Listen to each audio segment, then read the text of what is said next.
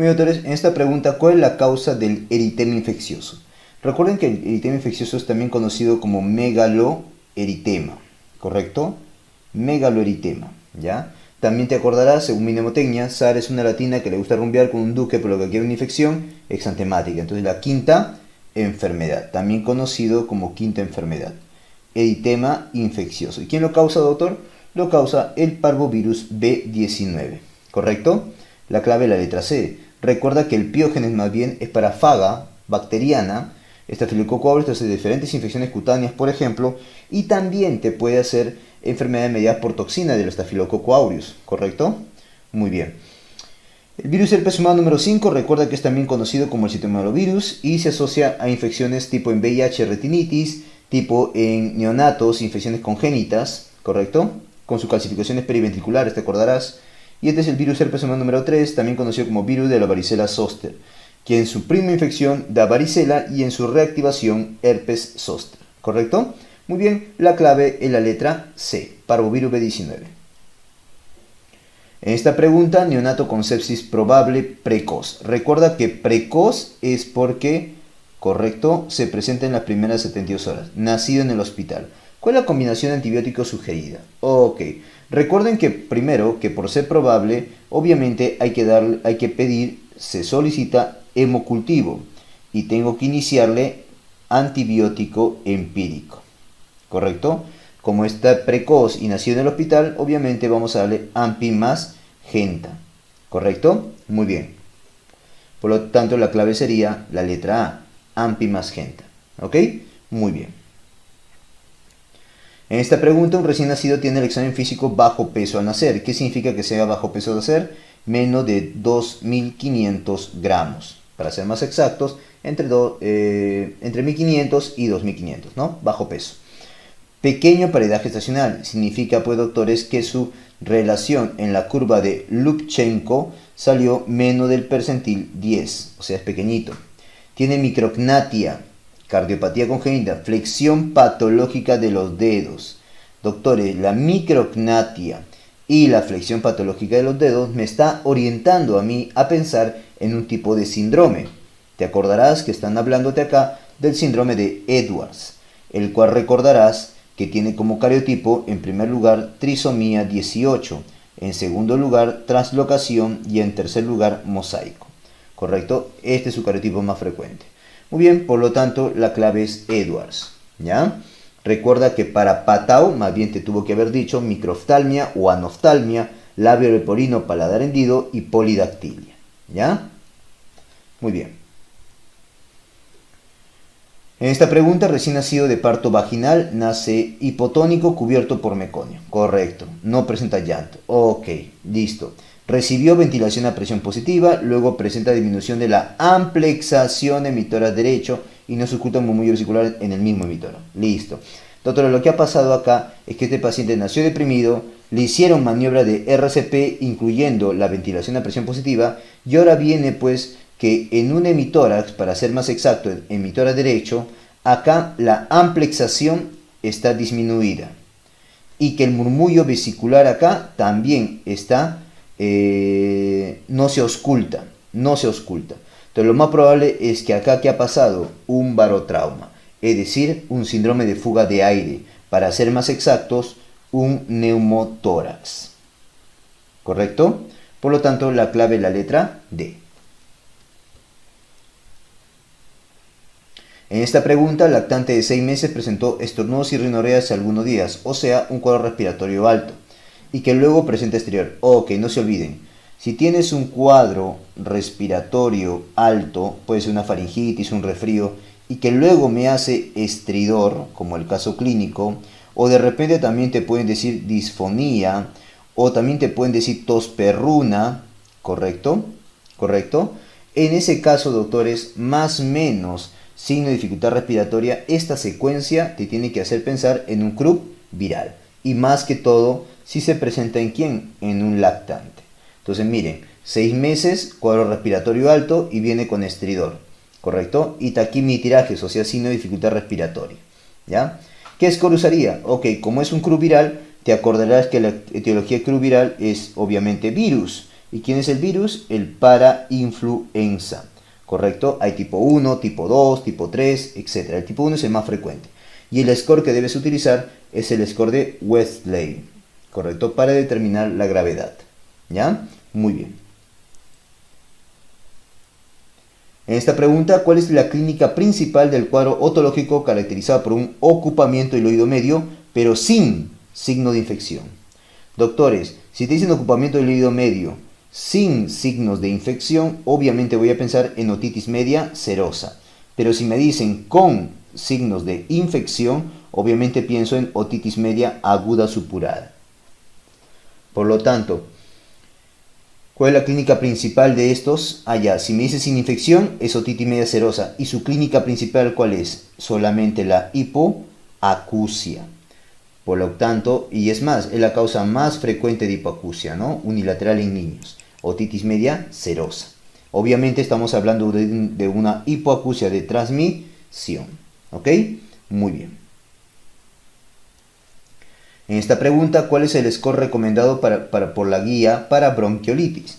Ok, recuerden que bronquiolitis es el primer cuadro de sibilantes, ¿no? Por microorganismos diferentes. Correcto. ¿Y qué score se utiliza? Según la guía, debemos utilizar el score ESBA, ¿no? Que es la escala de evaluación de bronquiolitis aguda, ¿correcto? Pero también podría utilizar el Birman y Pearson. Zimmerman-Anderson más bien es para dificultad respiratoria en recién nacidos. Pulmonary Score también puede determinar la dificultad respiratoria por broncoespasmo en pacientes niños, ¿ya? Esto es para niños, ¿correcto? Esto es para SOP en lactantes, ¿ya? Y acá también para asma, obviamente. Glasgow es para medir los grados de TEC, no te olvides, ¿ya? Bueno, la clave sería ESBA. En esta pregunta, paciente con antecedente de inmunosupresión por neutropenia con signos compatibles de bacteriemia y sepsis, ¿ok? Logran cultivo de sangre positivo, el cual tiene una coloración azul verdosa. ¿Qué bacteria le gusta presentarse en pacientes inmunosuprimidos? ¿Correcto? Y que hace una coloración azul verdosa. Es la famosa Pseudomonas. Entonces voy a pensar acá en una bacteria gram negativa intrahospitalaria como es la Pseudomonas. ¿Correcto? Ahora, ¿qué tratamiento indicaríamos? Obviamente un antipseudomónico. Y de estos, el antipseudomónico es ceftazidima, una cefalosporina de tercera generación. ¿Correcto? Muy bien. ¿Cuál de las siguientes patologías se solicitaría como prueba la gota gruesa? Ok, hay dos patologías que se ven en infectología en las cuales puede servir la gota gruesa, lo cual pueden ser malaria, también llamado paludismo, leishmania, no, ascaris tampoco, trypanosomiasis, acá sí, en trypanosomiasis, ¿correcto? Para ver el trypanosoma cruzi.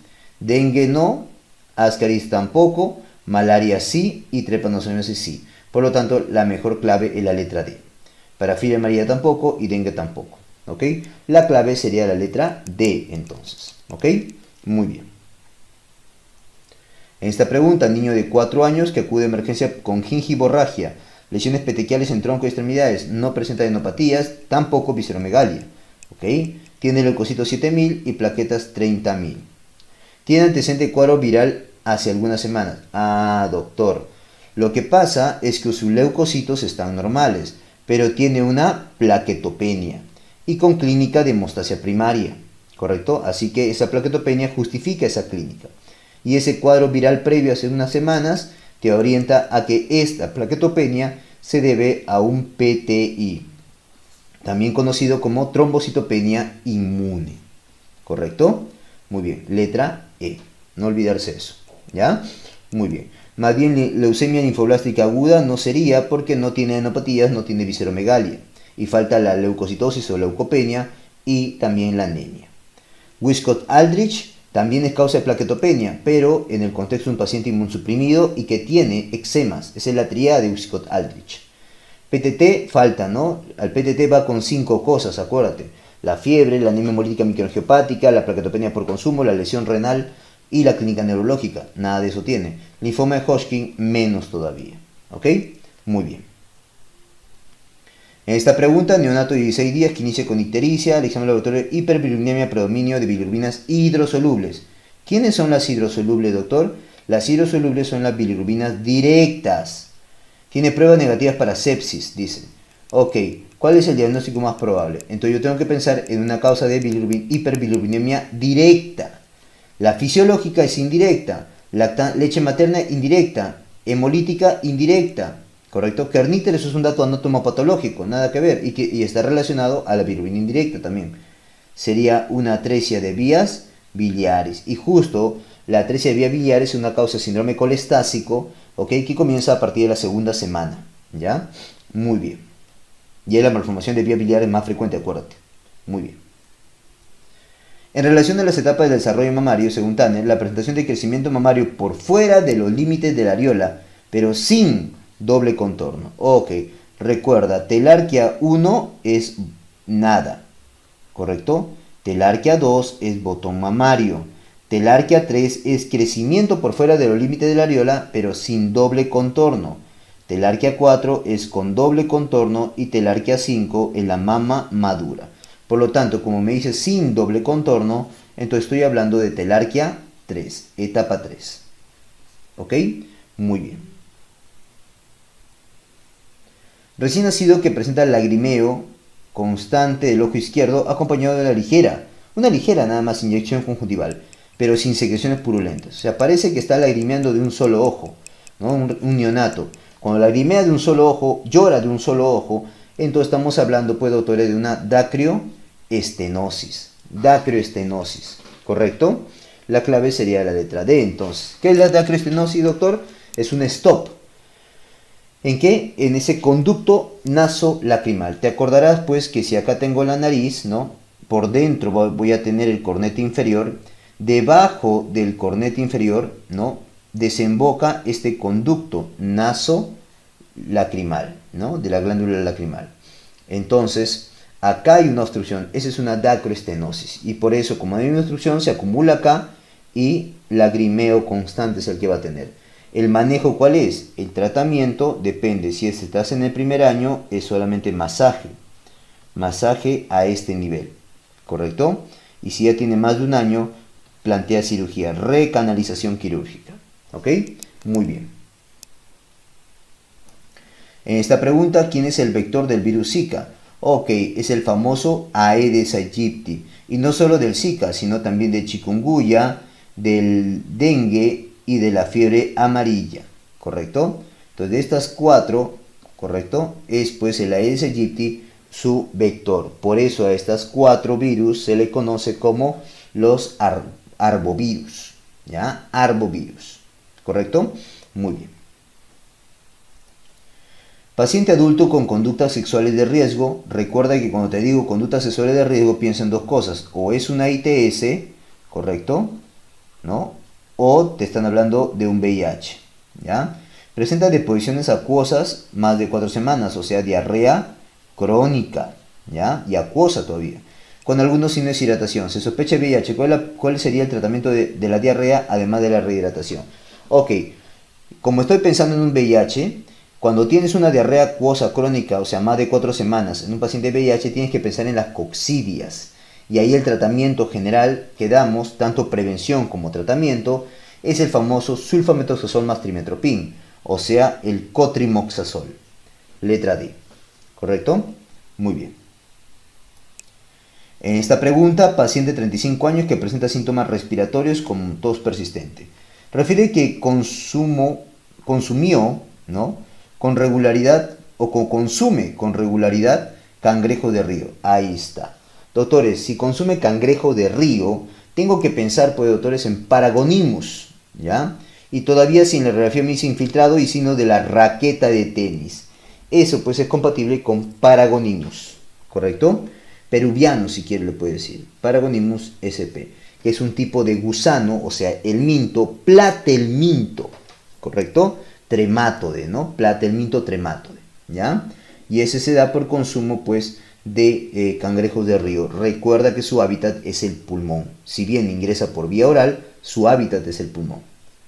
Muy bien. Y tratamiento, como buen platelminto que es, hay que darle praziquantel, ¿ya? Esta pregunta, paciente varón de 65 años con antecedente de tabaquismo y alcoholismo. Acude por presentar odinofagia, dice. Al examen se evidencia abombamiento en un lado de la orofaringe y adenopatía cervical, ¿correcto? Muy bien, ¿cuál es el diagnóstico más probable? Muy bien, recordar, doctores, que acá no te mencionan fiebre, pero sí te menciona el antecedente de tabaquismo y alcoholismo, que son factores de riesgo de cáncer, ¿ya? La orinofagia puede ser por el cáncer, y ese abombamiento a un lado de la orofaringe y adenopatía cervical son la evidencia del cáncer, ¿ok? Por lo tanto, estoy pensando en un cáncer. Ahora, ¿este cáncer qué tipo histológico es? Lo más probable es que sea epidermoide en primer lugar, porque es el más frecuente. Entonces voy a pensar en un cáncer de faringe epidermoide. No pienso en absceso ni en faringitis porque no tiene signo de infección, ¿correcto? Cuerpo extraño tampoco, pues no. Adenocarcinoma no sería el tipo histológico más frecuente, ya que el más frecuente es epidermoide. Muy bien. ¿Cuál de las siguientes bacterias tiene pared flexible? Recuerden, doctores, aquellos que tienen pared flexible son las llamadas espiroquetas. Doctor, ¿y quiénes son las espiroquetas? Muy bien, hay tres que debes acordarte, ¿no? El treponema, ¿no? Pallidum, por ejemplo. La leptospira, ¿correcto? Leptospira interrogans, por ejemplo. Y la borrelia, por ejemplo, la borrelia burgdorferi, que es la causa de la enfermedad de Lyme, ¿ok? Entonces, ¿cuál tenemos acá? La que tenemos es leptospira. Letra A. No te olvides, aquellas que son de pared flexible se les llama espiroquetas, porque tienen una forma espiroide, ¿ya? En esta pregunta, 60 años, viene con astenia, parestesias de miembro inferior, alteraciones de sensibilidad posicional y tiene pancitopenia. Doctores, ¿qué deficiencia o qué déficit te puede llevar a este cuadro de pancitopenia con clínica neurológica? Obviamente voy a pensar en una anemia megaloblástica, la cual puede ser por deficiencia de B9 o por deficiencia de B12. ¿Cuál es la diferencia, doctor? Que esta va sin clínica neurológica y esta va con clínica neurológica. Por lo tanto, pensaré en una anemia megaloblástica por B12, por la clínica neurológica que tiene el paciente. También llamado cianocobalamina o cobalamina también, ¿ok? Algunos también le llaman factor extrínseco, ¿correcto? Muy bien. En esta pregunta, ¿cuánto grado debe estar levantado la cabecera en el manejo de una hipertensión endocraniana? Recuerda que la hipertensión endocraniana se define cuando tiene más de 15 milímetros de mercurio, ¿correcto? O si quieren más de 20 centímetros de agua. ¿Estamos de acuerdo? Hipertensión endocraniana. Obviamente el síndrome de hipertensión endocraniana es cuando ya tiene clínica, ¿no? Por ejemplo, la tríada inicial, la CEF en orden, cefalea, vómitos y papiledema, ¿correcto? Muy bien. Y la tríada tardía, también llamado tríada de Cushing, viene a ser, acá sí no hay un orden, hipertensión, bradicardia y trastorno en el ritmo ventilatorio, típicamente chain stop, ¿ya? Ahora, dentro del manejo de hipertensión endocraniana, recuerda que el paciente lo ponemos en decúbito, pero con la cabecera levantada. ¿Cuánto levantada? 30 grados. Eso mejora el retorno venoso, o sea, sale más sangre de la cabeza, por eso baja la PIC, ¿ya? 30 grados, letra E. Muy bien. ¿A qué edad normalmente se vacuna la APO? Recuerden que normalmente la APO, doctores, se va a vacunar hasta ahora, por lo menos, hasta los 6 meses, al sexto mes, y luego su refuerzo 1 a los 18 y refuerzo 2 a los 4 años, ya que a los 2 y 4 meses se aplica la IPV más bien. Recuerda que la APO es la antipolio vía oral, la de tipo Sabin, ¿correcto? Muy bien. En esta pregunta, un lactante traído para evaluación de CRET imita gestos, realiza pinza fina y explora un juguete. Estos 3 hitos del desarrollo se realizan a los 11 meses de edad, ¿correcto? ¿Según quién? Según el TPET, el test peruano de evaluación del desarrollo, el cual evalúa 12 hitos del desarrollo hasta la edad de los 30 meses. Si tú revisas el TPET, esto y esto lo hace a los 11 meses de edad. No te olvides, imita gestos, es como si al número 1 le pusiera frente a un espejo. Ahí vas a ver el número 1 también. Entonces, imita gestos, 11. ¿Ya? Muy bien. En esta pregunta se tiene un recién nacido producto de parto vaginal que a las 2 horas de vida presenta pobre succión, hipoactividad y vómito. Se le toma hemoglucotés evidenciando bajo. Ok, tiene hipoglicemia. Y como tiene pobre succión, hipoactividad y vómito, es una hipoglicemia sintomática. Recordar que hipoglicemia, la definición operativa es que tenga menos de 45 miligramos por decilitro. Ahora, cuando tiene hipoglicemia sintomática, yo le voy a dar el minibolo, ¿no? Porque no tiene convulsiones, 12 cc de dextrosa al 10% por kilo de peso.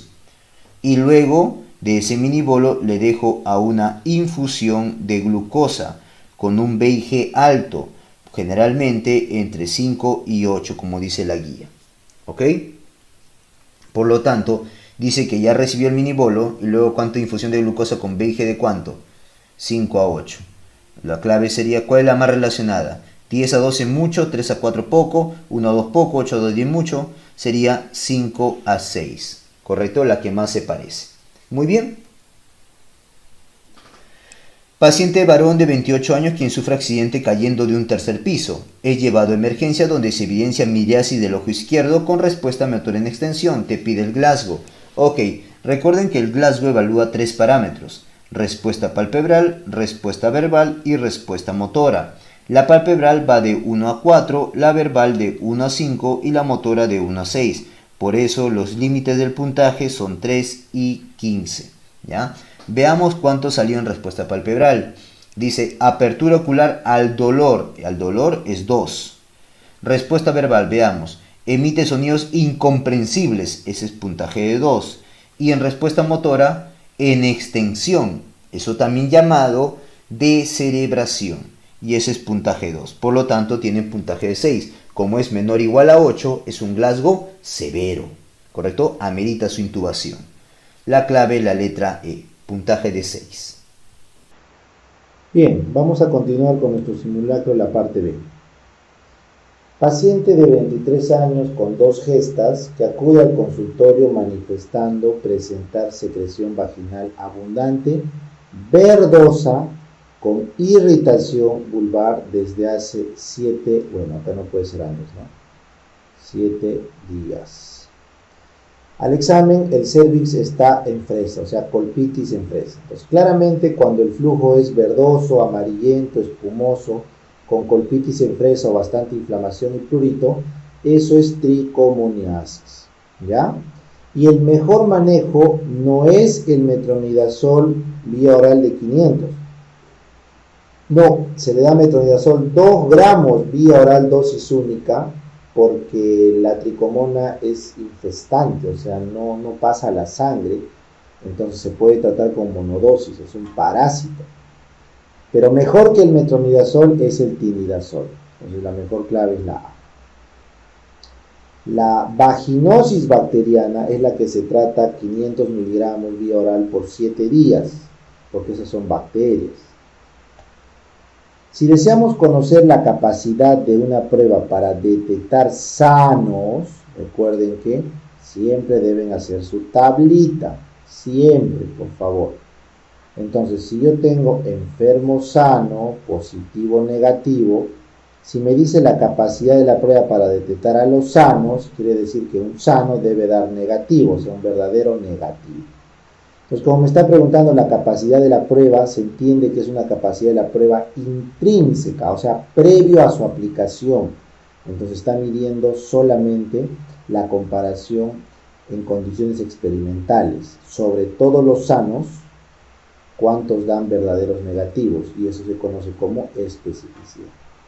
Si la pregunta hubiera sido conocer la capacidad de la prueba para detectar a los verdaderos sanos, después de aplicarlo a una comunidad, si nos habrían dicho después de aplicar, entonces ahí hubiera cambiado la pregunta y la respuesta hubiera sido el valor predictivo negativo, porque ese es los verdaderos negativos de todos los que han dado negativo después de haber aplicado la prueba.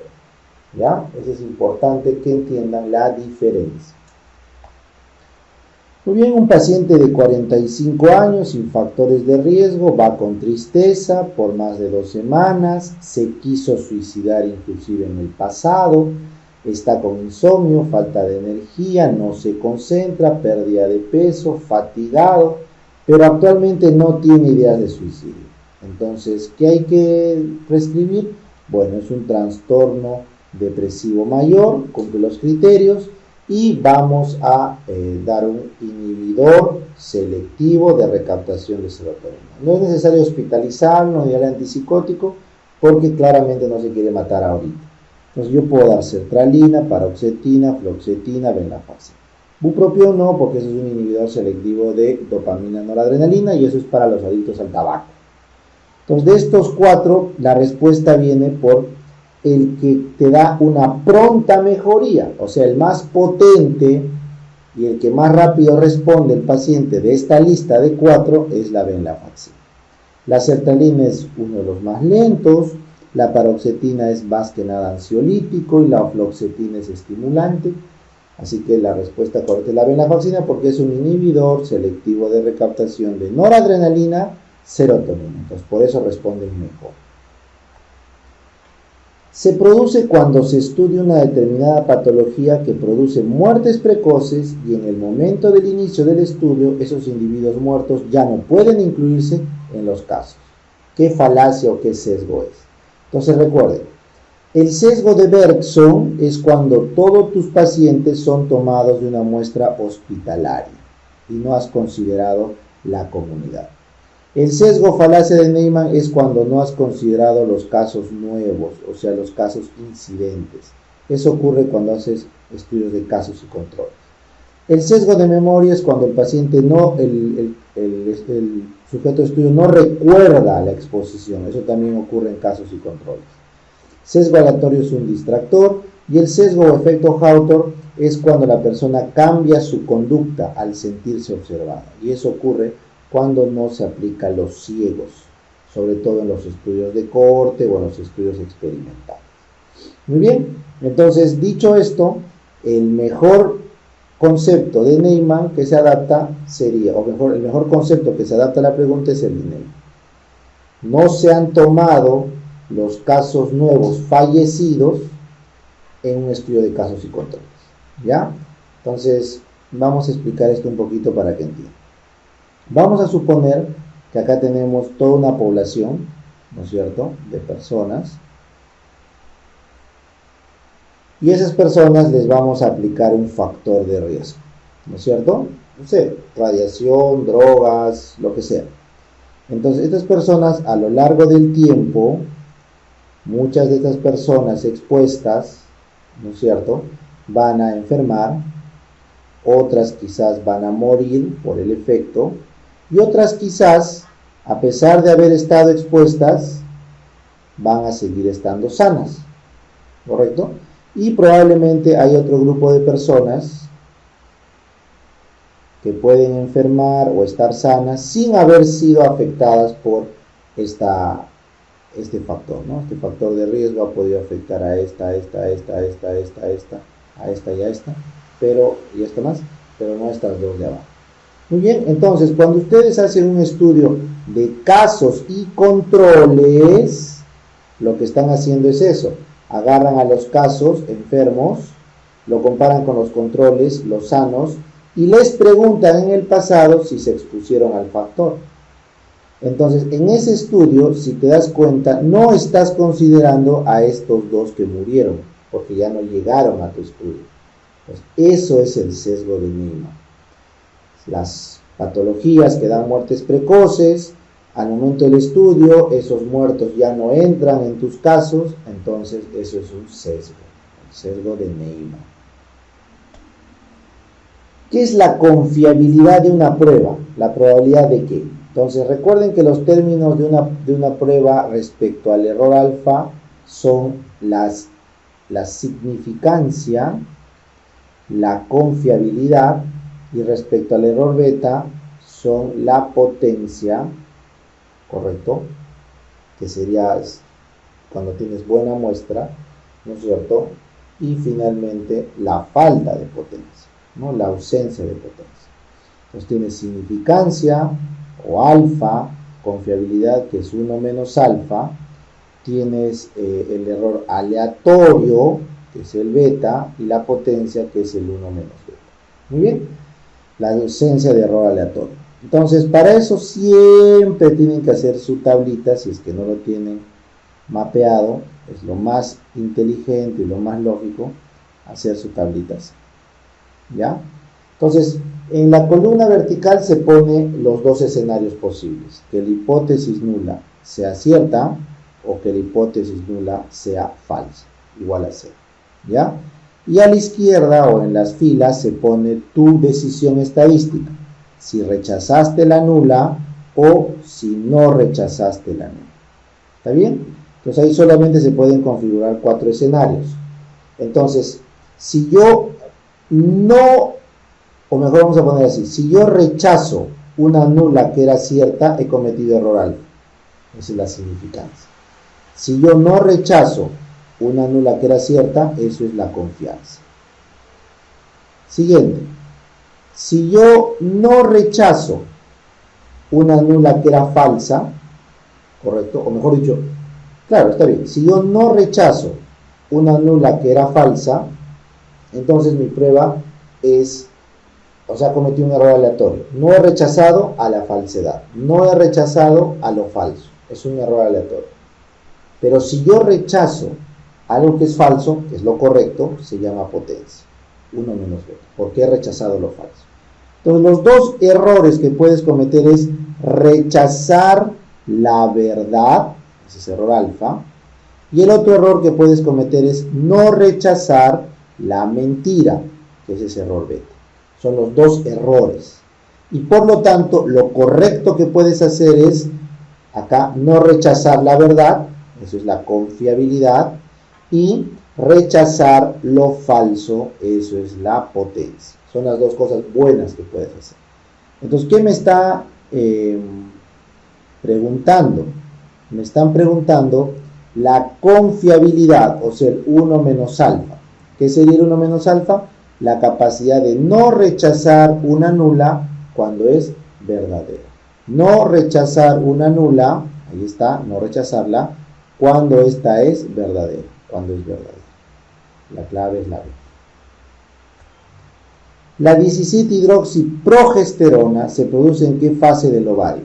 Recuerdan que el ovario tiene una fase inicial que es estrogénica, que luego cae pero se recupera parcialmente, y tiene una segunda fase que es progestacional o lútea, que ocurre después de la ovulación. Entonces la progesterona se produce justo acá, en la fase lútea o progestacional, en el ovario, y eso en el útero se traduce como la fase secretor, mientras que la fase folicular vendría a ser esta de acá, donde se produce estradiol, y eso correspondería en el útero con la fase proliferativa uterina. Proliferativa sería igual a esta fase, pero a nivel uterino. Estrogénica sería esta fase, y esta de acá, la otra, se llama la fase lútea, la fase progestacional, y en el útero la fase secretor. Muy bien, tenemos una paciente joven que después de un esfuerzo físico hace una cefalea súbita con pérdida del sensorio, pero recuperó la conciencia rápidamente. Eso es una hemorragia subaracnoidea.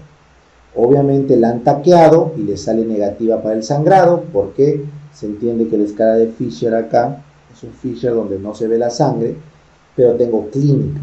Entonces, si tú quieres confirmar si fue un sangrado, lo único que puedes hacer es estudiar el líquido cefalorraquídeo.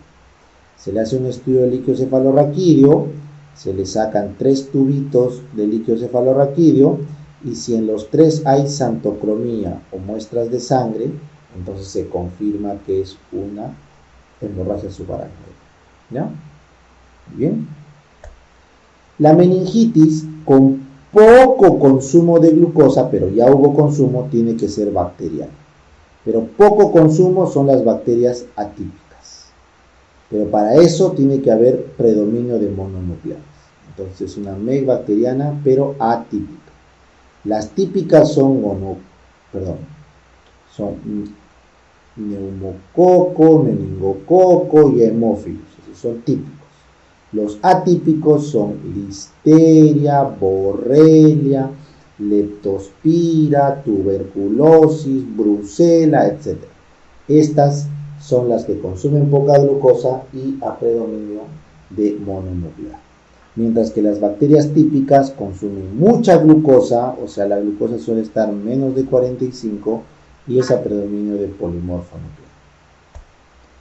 Una mujer de 44, sexualmente activa con su Papá Nicolau que salió anormal y le hicieron una colposcopía donde le hicieron una biopsia y le encontraron un nicuno. Un nicuno es cuando menos de un tercio del epitelio está, de toda la el espesor, correcto, epidérmico está comprometido. Entonces acá tú puedes tranquilamente observar un Papá Nicolau seriado. Se le hace un Papá Nicolau seriado cada 6 meses, correcto, y bueno, pues si te sale negativo hay que, si te sale positivo puedes seguir haciendo controles cada 6 meses hasta el segundo año. Si pasado el segundo año te sigue saliendo positivo, ahí se puede recomendar una intervención con electrocauterización o fulguración. ¿Ya? Bien, la clave es la B.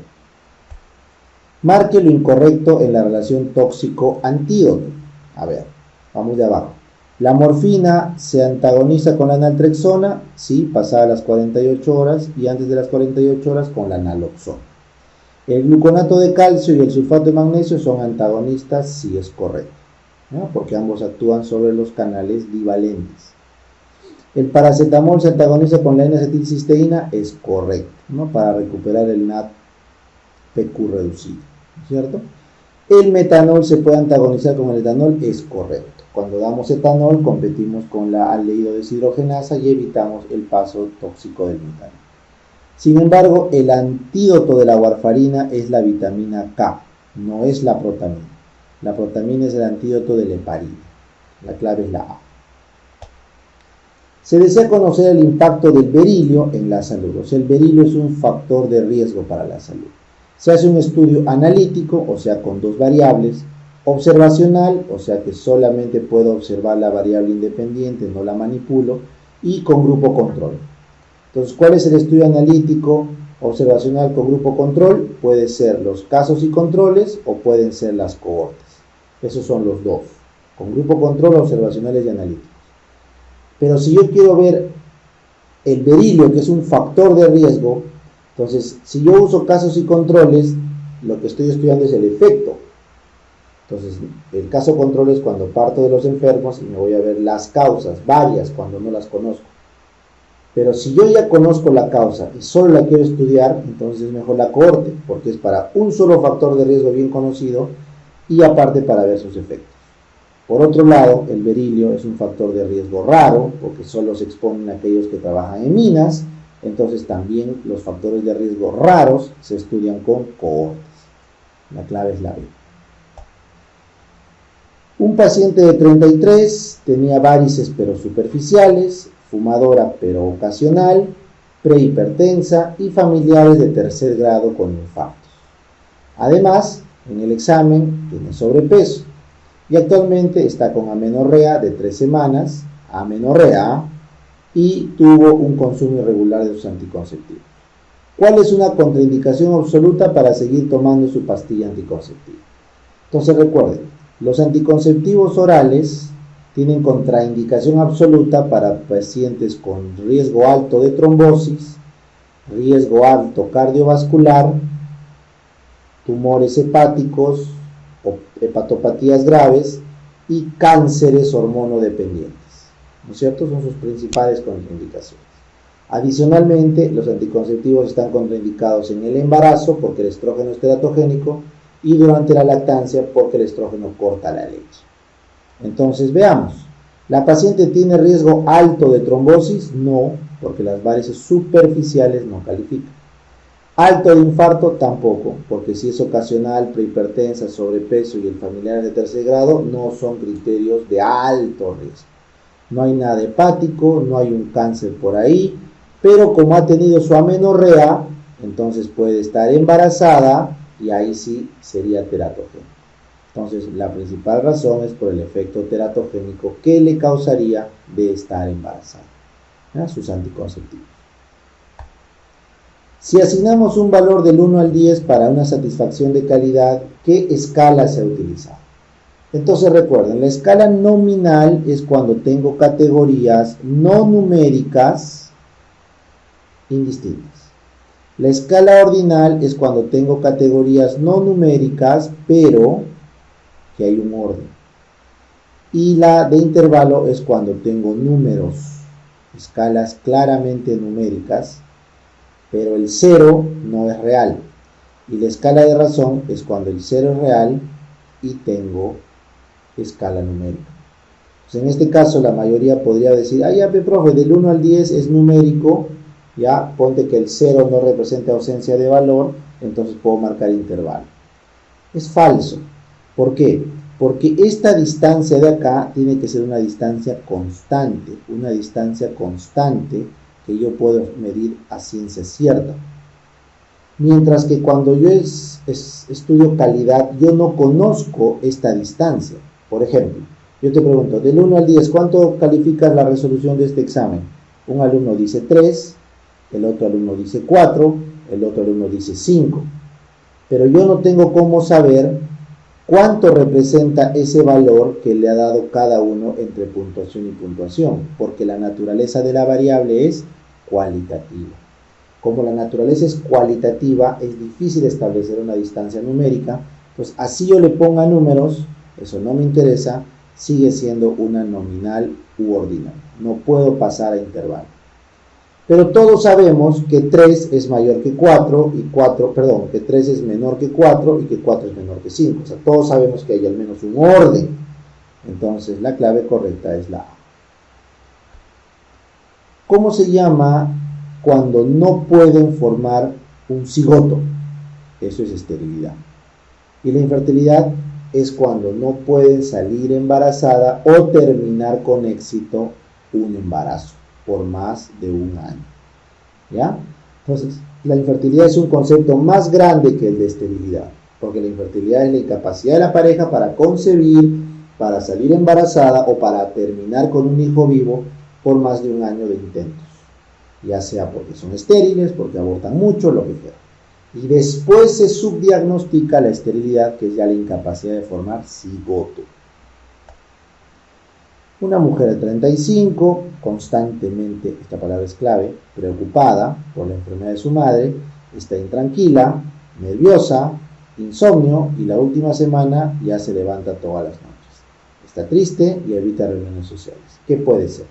Entonces, como tengo clínica inespecífica de ansiedad, pero más de 2, porque ya hay intranquilidad, hay insomnio, ¿no es cierto? Y está pues también con irritabilidad nerviosa, se entiende. Entonces, esta paciente ya califica de un trastorno de ansiedad generalizada. Lo que le falta es que no haya una causa objetiva clara para esa ansiedad. Pues la enfermedad de su madre no califica tanto como un problema agudo para un estrés postraumático, entonces sería la causa sería esta. Entonces, como es una causa vaga que no está bien identificada, porque no sabemos si le preocupa la enfermedad, o que se muera, o que sufra, no dice exactamente. Y como dice constantemente, lo ideal sería que diga más de 6 meses, porque ese es el criterio, pero no lo dice. Igual, todo esto nos apunta a un trastorno de ansiedad generalizada. No es pánico, porque no tiene los ataques intensos de taquicardia, palpitación, miedo a morir, a perder el control. No es postraumático, porque no ha habido ningún evento vital. No hay una fobia específica a algo, y mucho menos un pensamiento obsesivo. La clave es la D. Una mujer de 50, después de un día de histerectomía abdominal, le han sacado el útero, pero por vía abdominal, hace un dolor pélvico moderado. Después de un día, al examen está pálida, sin fiebre, o sea, no va a ser infección, y al tacto vaginal está indurado y hay un dolor en la cúpula, sin secreción. Entonces, claramente no podemos hablar ni de absceso, ni de celulitis, nada. ¿Por qué? Porque no hay fiebre, no hay secreción, pues no va. Lo que puede ser es que se ha hecho un hematoma o se ha ido dehiscencia de la sutura.